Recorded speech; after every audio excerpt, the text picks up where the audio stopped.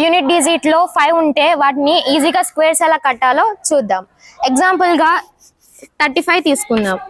ఇప్పుడు 10th ప్లేస్లో 3 ఉంది కదా, 3 తర్వాత నెంబర్ని 3తో మల్టిపుల్ చేయాలి. అంటే 3 వేసుకొని 3 తర్వాత నెంబర్ 4 కాబట్టి 4తో మల్టిపుల్ చేయాలి.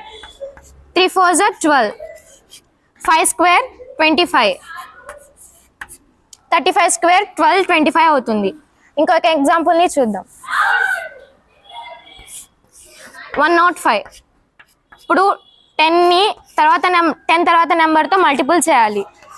10 తర్వాత నెంబర్ 11 కాబట్టి 10 × 11 అప్పుడు 110 వస్తుంది. 5 స్క్వేర్ 25 కాబట్టి 25 వేసుకుందాం. So 105 square answer 11025.